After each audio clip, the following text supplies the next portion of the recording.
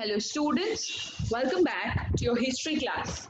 Last class we discussed question numbers 2, 3, 4. Today we will discuss question numbers 5, 6 and 7. I'll try and squeeze in the question number 8 also if the time permits me to. Alright, so question number 5 is to give a brief pen picture of the social life under the feudalism in the Middle Ages. So the things that we will talk about, so basically you have to discuss about the social life of people. So the society in the Middle Ages, it was not static, it developed and it changed from time to time. The civilization of the Middle Ages is not very impressive, but it can be called the formative period of the modern society. The foundation of the modern civilization was laid during the Middle Ages. Many of the things that we accept as modern had origin in the Middle Ages. Feudalism, it formed the basis of the social life. The nobles enjoyed most of the privileges, they possessed wealth, and they lived a luxurious life in the palatial buildings. The upper clergy shared the privileges of the nobles, and the lower clergy lived with the common people and suffered the hardships with them.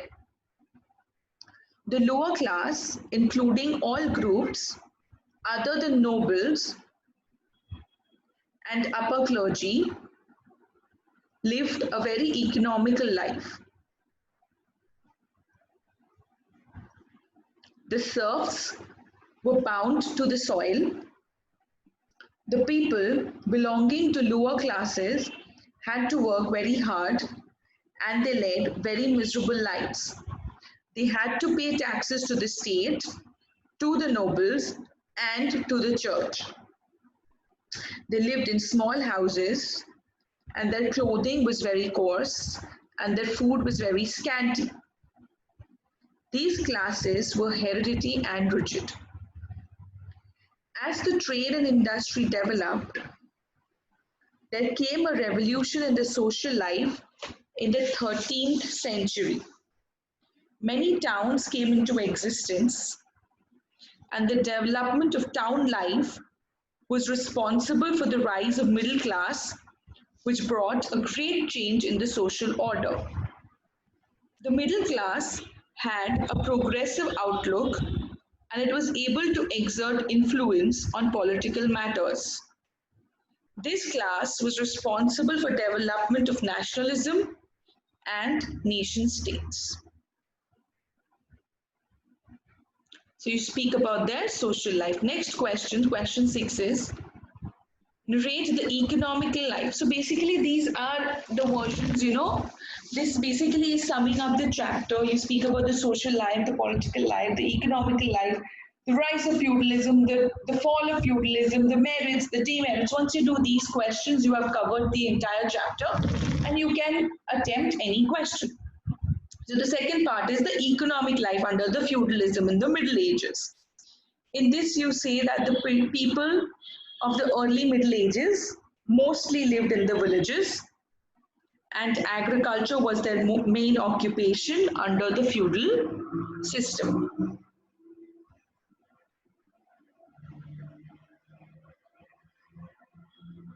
The methods of agriculture were primitive and they were crude. Travel and communication was dangerous and difficult. Trade was not developed and there was little money. There was no regulated system of coinage, roads and bridges. There was no regulated system. Each feudal lord had their own system. The things changed with the passage of time.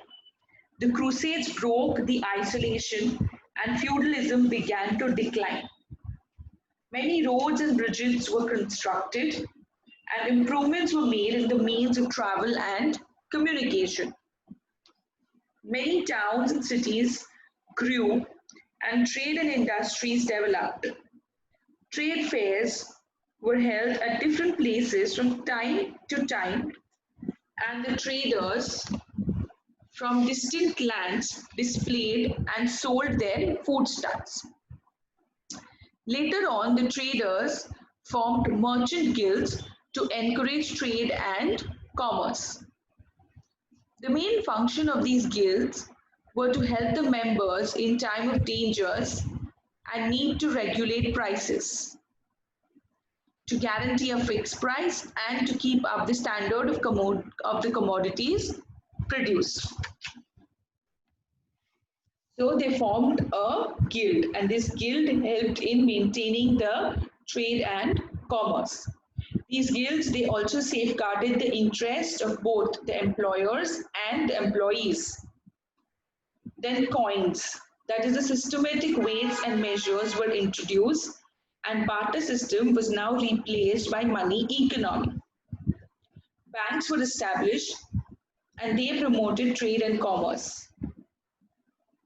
The craftsmen also formed the craft guilds to encourage the craft and industry. They supervised the work of guilds, they enforced the statutes, they settled disputes between masters and workmen, they imposed fine upon the guilty, they examined the articles before they were put in the market. So this was the economic contribution to the Middle Ages. All right, so this much will come in this answer. Next question is question number 7, that is political life under the Middle Ages. In the political life, we will talk about the feudal system. So strong and vast empires disappeared in the Middle Ages and they were replaced by small states. These small states were often at war with one another and there was always chaos and confusion all around. Feudalism was the order of the day and it formed the basis of political life. The land element and the personal element were the two main aspects of the feudalism. The rulers distributed their land among the nobles in return for their special services and taxes. By and by, these feudal lords became very powerful and they exercised a great check in the despotic rule of the medieval kings. They stood in the way of the development of national unity and strong centralized government. In the Middle Ages, the common people had no hand or say in the affairs of the government. The political power was shared by the rulers and the feudal lords and the upper clergy. But the development of trade, commerce, and industries, growth of towns and cities, and the rise of the Middle Ages brought about many changes in the political field. So you have to talk about the previous, okay, how the politics was and how it changed also. The middle class was wealthy and it rose in the social ladder and began to exert great influence in politics. As a result, many national city-states developed in Germany, northern Italy, and Netherlands, and each had their own coinage and their own army. The political institution of these city-states laid the foundation of many modern political practices and institutions. According to Professor Hayes, Moon, and Wayland, it was among the medieval city-states, especially in Italy, that many practices of modern diplomacy rose. Venice in the 13th century created a professional class of ambassadors. So in the latter part of the Middle Ages, states emerged which were more or less like national states.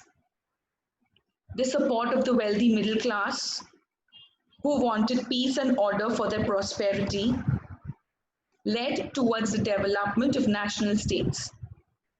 There was a common desire between the middle class and the workers for peace and stability. the development of national language, common religious ideas, beliefs, practices, and common culture developed the feeling of unity, patriotism, and nationalism. These forces developed slowly and slowly, and ultimately they led to the emergence of national states as France, England, Scotland, Poland, Hungary, Denmark, Sweden, etc. Thus, feudalism was declined and a new order was emerging. Thus, the modern states had their beginning in the Middle Ages. So this question can also come, that how can you say that the modern age had their beginning in the Middle Ages? Next, the same answer. So, being forced by the circumstances, the kings summoned the councils, which included not only nobles and bishops, but also the representatives of common people. And this practice contained the seeds of the modern parliament. In England, King Edward I the model common people, called the model parliament. It consisted of nobles, bishops, representative of common people. King Philip IV of France convened a parliament called the Eastern State General, the Estates General. It consisted of three estates: the first estate of the bishops, the second estate of the nobles, and the third estate of the commoners. Thus, the idea of parliament emerged in the Middle Ages. This is all you will write about the political life. Now, we'll do the next question also. This is religion, philosophy, and science under the feudal system.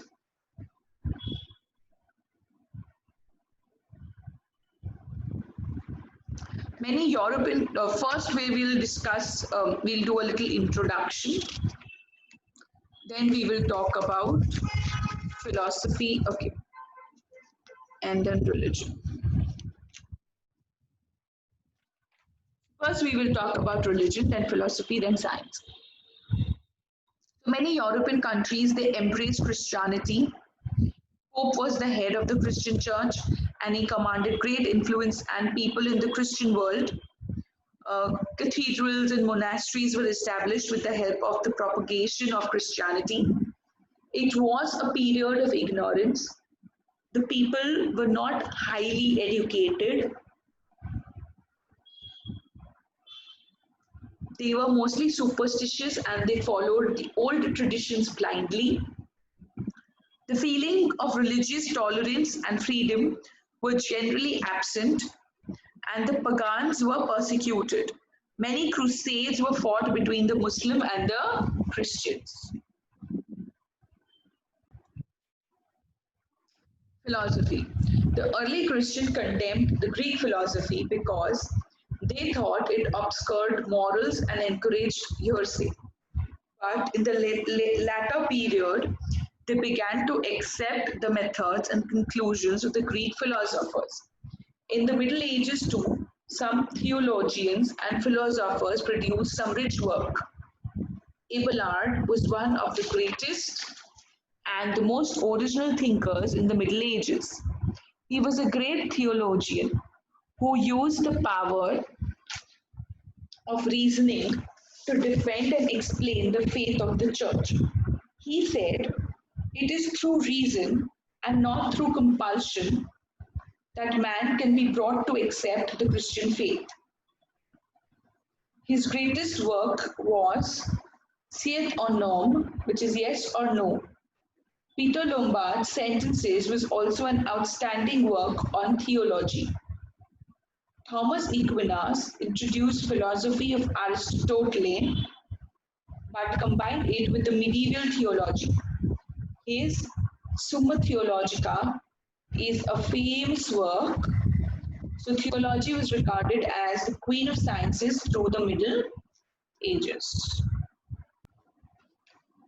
And in science, Though the people in the Middle Ages were orthodox, superstitious, and under the influence of the church, yet some thinkers like Roger Bacon, Thomas Aquinas, etc., encouraged scientific and national way of thinking.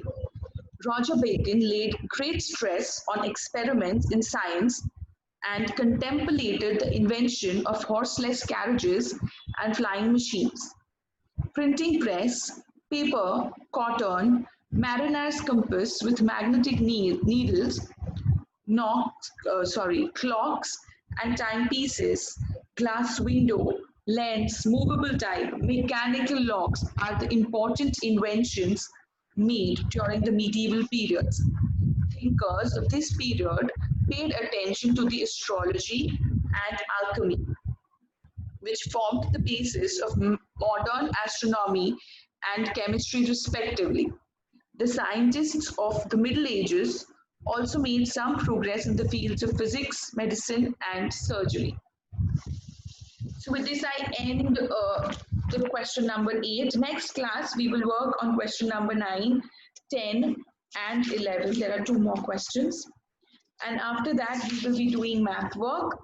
For the map, you will need a Western Europe map, okay? Outline map of Western Europe you all will need. And for your main exam, I have told you all will arrange for a political map of the world. With this, I end today's class. Stay home, stay safe, take care, keep learning, keep studying. Thank you.